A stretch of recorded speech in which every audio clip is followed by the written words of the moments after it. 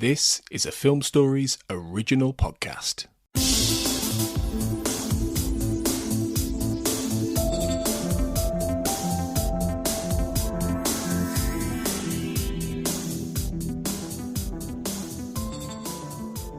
Welcome to the X-Cast X-Files Podwatch, episode 70. Today we're going to be talking about season 6 episodes, The Unnatural and Three of a Kind.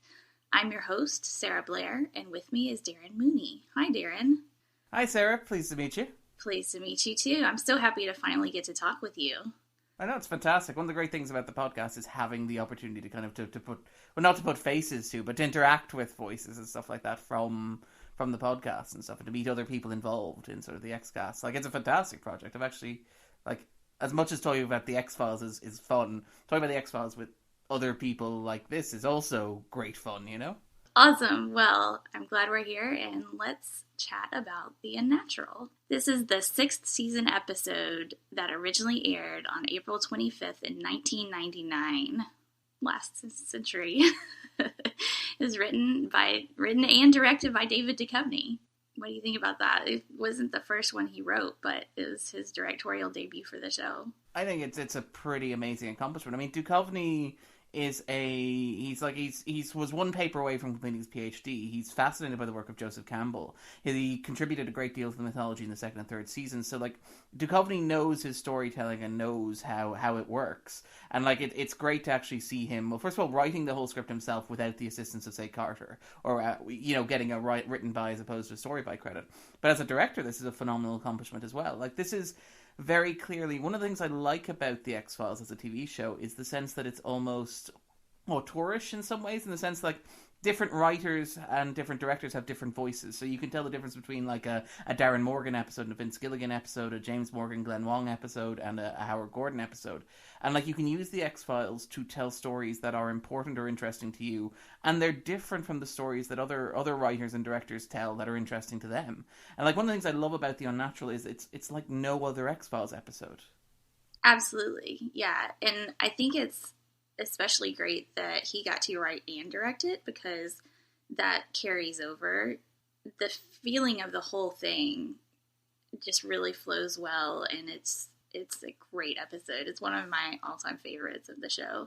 It is. Well, it feels very much like this is something that was important to Duchovny. That, like, this was something that he wanted to tell, and, like, the X-Files gave him the capacity to do that, because it's a very unconventionally structured episode, in the sense of it's an episode that doesn't really... Mulder and Scully are there at the beginning and they're there at the end, but they're sort of a framing device for this story that's set in, like, late 1940s Roswell, in New Mexico, following this African-American, or this seemingly African-American baseball player. And it's just, like, it's a wonderfully weird story that you never would have imagined that you could tell with the X-Files. But when you watch it, it becomes, like, it makes perfect sense in the context of the show. Because it's about the themes of the X-Files. So it's about, like, alienation. It's about this sense of, like, Americana. It's about this sense of, like, the American continent as a place where magic happens, where sort of myths are formed, where, like, the Greys are this sort of, like, modern fairy tale mythology. Because it is fundamentally, there's something like a fairy tale about the Unnatural, where it doesn't necessarily make sense logically, rationally, but it does make sense as a story about a man who wanted to be something more than what he was, who went to America and became that, and was, like, transformed literally and figuratively by his love of baseball. It's just beautiful. Do you watch baseball yourself? I have no idea how baseball works. It's like cricket. It's cricket with different bats to me. I have no idea how cricket works. I tried to learn cricket when I was over in Wales, but it made no sense to me. Baseball, however... I love baseball, so watching it, you can definitely tell that Duchovny's love for the game comes through and really shines. And what you said about the Americana sense of the American dream and all of that, I think is really kind of tied in with baseball, because it's sort of the same idea. It goes along with the fact that, you can come to America, you can make something amazing of your life if you work hard, and that's sort of our mantra over here. And in baseball, it's sort of the same thing. If you just work hard and you practice hard and do that, you can live this baseball dream of being a great American baseball player. So it sort of goes along with that. But I thought it was interesting that Josh Exley, he can become anything he wants to be, except that he doesn't. He just wants to live his life as this baseball player and actually not be great because he's an alien. So that's sort of that's how we live our life. We just want to live our lives and enjoy our dreams here. So I really liked that aspect of it. Well, I mean, even Exley, the way that Exley talks about, like, the alien society, where it's places where there is no sense of difference and there's a rigid hierarchy and stuff like that, that in many ways, I think, reflects the way that, like, Americans think of, like, the old world, like Europe and stuff like that, where you have a much more stringent sense of class and social hierarchy. The joy of America, in many ways, as an ideal, is that you can go to it, and whether you arrive as a pauper or whether you arrive with money in your pocket, whether you're white or whether you're black, in theory, like, you can make something of yourself and you can become something magical, and you can do what you want to do. You are not confined in the way that you are with, say, the rigid hierarchies of Europe, for example, like with Britain or with France, where you have these understandings of how things are supposed to work. Like, the joy of America, I think, ideally, or sort of like as an ideal, is the sense that it's a country that is so young that it's finding itself and you can find yourself in it.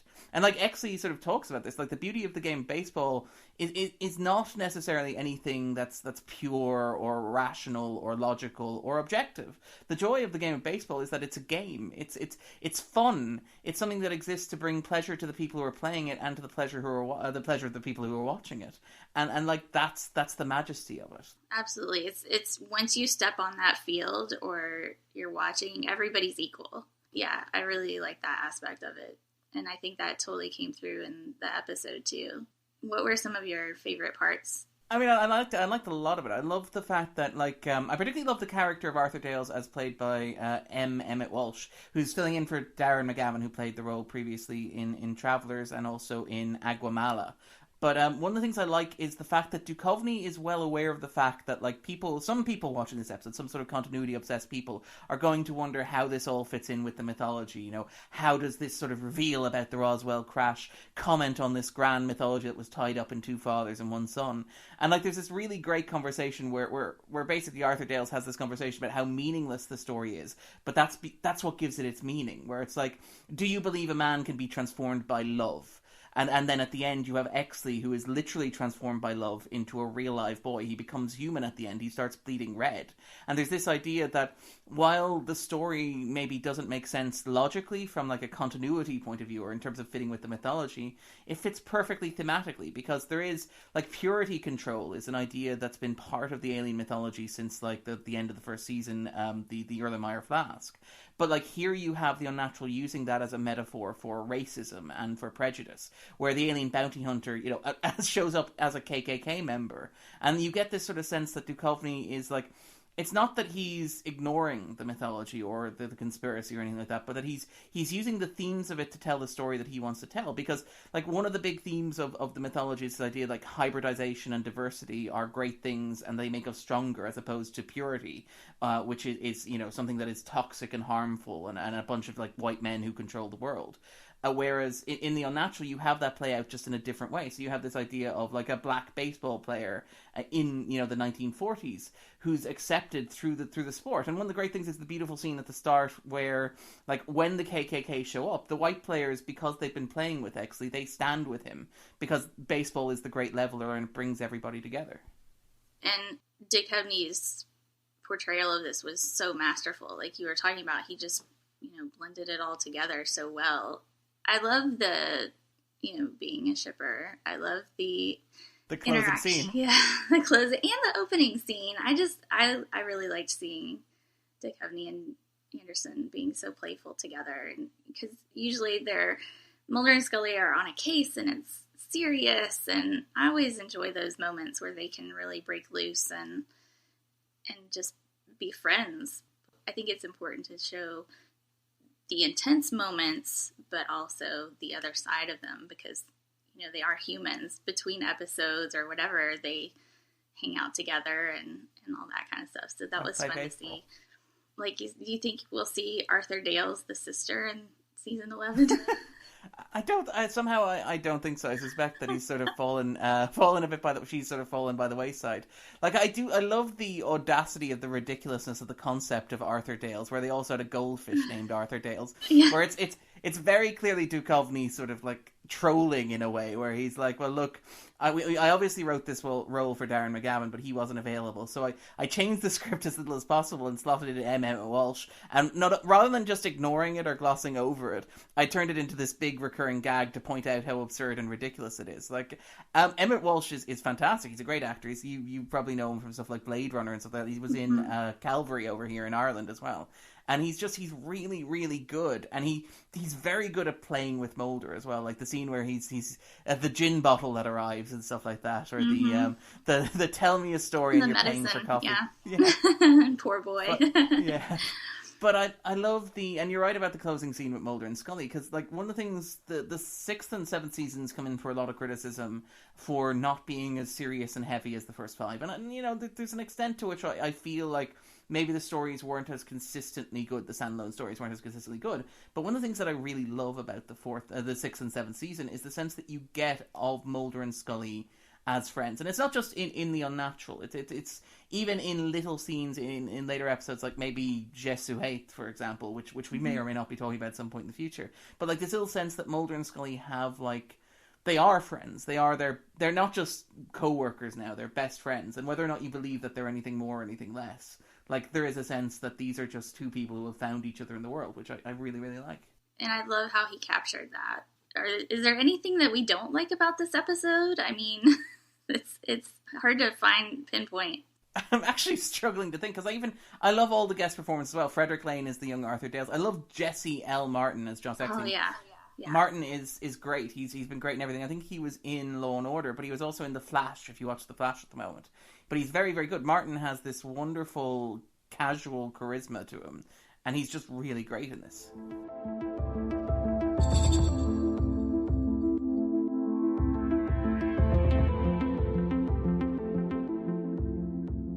Our second episode of the day is 3 of a Kind. And this episode originally aired on May 2nd, 1999. And it was written by Vince Gilligan and John Scheiben. It was directed by Brian Spicer. And this is a lone gunman episode. What do you think about it? We've got Suzanne Modesky back. You've also got a whole host of setup for the Lone Gunman spin-off. So you have, like, Brian Spicer, the director, would become the go-to director for the spin-off. You have the character of Jimmy the Geek, who would get... He's killed off in this episode, but they loved Jim Five so much they brought back him as Kimmy the Geek, the twin brother, who you never knew about. I'm on the record as saying, like, I am a huge fan of Unusual Suspects, which was the 5th season Lone Gunman episode. I think that's like a top 15 episode for me. 3 of a Kind is less good. I think it's a lot less good. And part of my issue with it is that it does a thing that I think a lot of 6th season episodes do, where there's a sense of they're trying to move some stories forward or to develop some ideas or to get characters, like, moving forward, but they're also reluctant to commit to anything that would fundamentally change the show. And like with 3 of a Kind, you have this story which is fascinating because it's a sequel to Unusual Suspects, where Suzanne Modesky, who is the love of John Fitzgerald Byers' life, she comes back into his life later on, and he meets up, he discovers that she's part of some conspiracy, and he manages to free her, and he manages to do what he couldn't do in Unusual Suspects, which is he manages to help Suzanne get out from under the government, the military-industrial complex, and to find herself and to give her freedom. But at the very end of the episode, for some reason, Byers doesn't go with her, because that would break up the Lone Gunman. That would mean that they would have to fundamentally change the dynamic of the group and change something that is considered core to the show. So for something that Byers has pursued and chased and wanted and loved for the past, like, since 1989, I think, when The Unusual Suspects was set, he finally has that opportunity to follow through and live his dream, and he doesn't. And the episode never provides a convincing case for why he wouldn't choose to go with Suzanne Modesky. And that's a big problem for me, because it gives a sense of closure, but it gives a sense of closure that doesn't feel earned to me. Exactly. That made me so mad. I'm all for love and romance and all that stuff. I write all the steamy stuff in my books, so I'm excited when the characters can finally find true love, and then it didn't happen, and I was like, wait, what is he? He's just spent the whole, and you open the episode with his dream, and he's got the kids, and he's got her, and everything is beautiful, and that's his idea of what this all could be. And then at the end, he could go with her. They could run off to the beach and live their lives and make lots of buyer's babies, and life would be great. And then he chooses Frohickey and Langley. Like, why would you want to choose them? I love Frohickey and Langley, but I can tell that's a bad call. Right? I mean, you could be with Suzanne Vodesky, the love of your life, or you could be with those guys. Yeah, the creepy guys who you met trying to steal cable. I love them both, but you can keep in contact with them. You can email them. You can go on vacations with them. You can make scrambled phone calls to each other. I mean, it did not make sense at all. But I mean, you talked about there a moment ago the opening scene, because the opening scene is actually one of my favourite parts of the sixth season as a whole, because it's this wonderful long take. And I mean, obviously when you're talking about long takes in the sixth season, you're going to be talking about Triangle, which is an episode built of long takes. But there's this beautiful shot of Byers going into his house, and it follows him through this idealised house, and he has this sort of wonderful monologue where he's talking about, like, the thing about the Lone Gunmen that makes them different from Mulder, well, there are several things, is the fact that, first of all, they don't have the same sense of success or epic scale that Mulder has. So Mulder has a cigarette-smoking man, the Lone Gunmen don't really have anything like that. They fail continuously. They're crazy. Mulder, on the other hand, is investigating a conspiracy that is true and that he can defeat or expose in some way, shape, or form. So Mulder's a hero, and these guys are like just failures, in a way that's lovable and charming. But one of the things I really like about the Lone Gunmen is the sense that Mulder is an embodiment of, like, 70s anxiety. So he's like the Parallax View, or the Manchurian Candidate, or the, like, post-Watergate, post-Vietnam. The Lone Gunmen always worked very well for me as an embodiment of, like, 60s nostalgia. They sort of embodied the Kennedy dream that was sort of, that ended in Dallas, this idea of the new frontier, a possible bright future where everything could be beautiful. And, like, they never let go of that, and in some ways that's why they've been left behind. And one of the things I really love about the opening scene of basically the Three of a Kind is that Byers says, look, in this perfect world, you know, John F. Kennedy was never shot, and America has faith in its institutions and faith in its government, and this is the world where they want to live in, and this is the world where they've been left behind. And just the beautiful sweeping shot of Byers standing alone in the desert is one of the most, like, evocative images of the Lone Gunmen. It's so affecting and so powerful, and nothing in the episode lives up to that.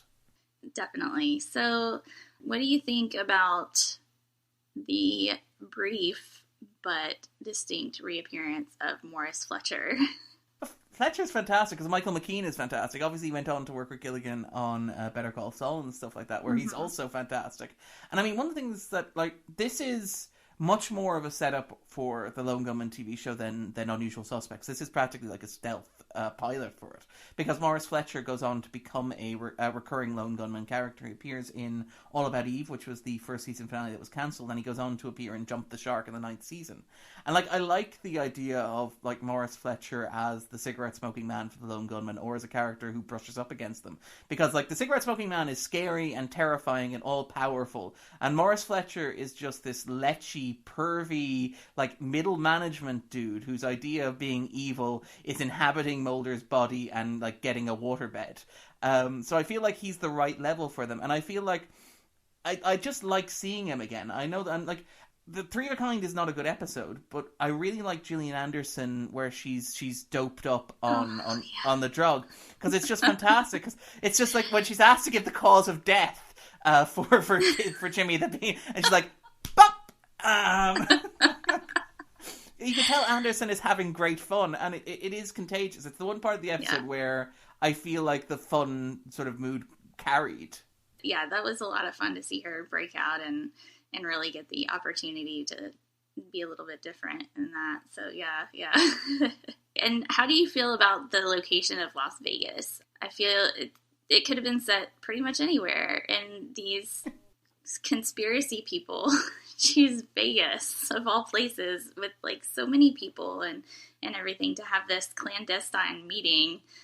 Well, part of me said, like, I understand that the Las Vegas thing is because Las Vegas happens to be near Los Angeles where they were filming. So, like, where can we go that's somewhere vaguely exotic but within sort of reasonable distance? But I also... With the desert background. Yeah, that's it exactly. But I like the idea that the guys conspiring in this mythology episode are middle management. They're like pencil pushers. So it's like, yes, of course they'd want an expenses paid trip to Las Vegas, like any other industry, where it'd be like, because it's that sort of thing where you have people who go to conferences, and conferences are just a pretense for expense accounts. Exactly. And I like this idea of like, because obviously Mulder tends to deal with people who actually believe in what they're doing, and people who are like very devoted to this cause, and who deal in stakes that are like the survival of mankind. I just like the idea that there are middle management conspiracy types who are like, yeah, so I'm going to Vegas. I'm going to expense the hell out of this trip. I'm going to get a suite. It's going to be fantastic. I'm going to pretend that I went to some seminars. I'm probably going to sleep in and miss a couple. I'm probably not going to attend the mind control one, but I might go see the one about like self-flying jets. You know, it'll be grand. Yeah. And like Morris Fletcher, who's clearly going there to like pick up women who aren't his wife. But like, it is that embodiment of like a very banal sort of evil, because it is like the mythology tends to deal with these big absolute forms of evil, but I think that like with this, and I think you see it a lot in Gilligan's episodes, and with say even in Morris Fletcher and Dreamland, there's this idea of an evil that is more generic and more familiar to us, in that like in my professional working environment, I have rarely met people who are conspiring with aliens to conquer the world. I have, however, met people who are just horrible douchebags who, you know, are willing to use, say, expense accounts for whatever purpose that they see fit, and who are willing to do stuff like use excuses to travel overseas, to do, you know, to sort of to step out or whatever. Like it's a more banal and generic form of evil that you encounter, but I don't think it's any less valid. And I quite like the idea of the lone gunman operating on that scale, as opposed to with Mulder, you know, as opposed to like, you know, chases through mine shafts and stuff. I kind of consider the lone gunmen, I mean, they've got their three little individual characters and everything, but they're sort of a whole as well. So it sort of encapsulates, you know, their level, like you said, they're sort of the middle management of the myth arc in the X-Files. Well, I think that about covers everything. That's it for us today, folks. So I hope you'll come find us on Twitter at @the_X_cast, and let us know what your thoughts are for today's episode over at our Facebook group. Coming up on our next episode, we'll be talking about field trip and biogenesis. So we'll definitely be looking forward to those two. And until next time, trust no one.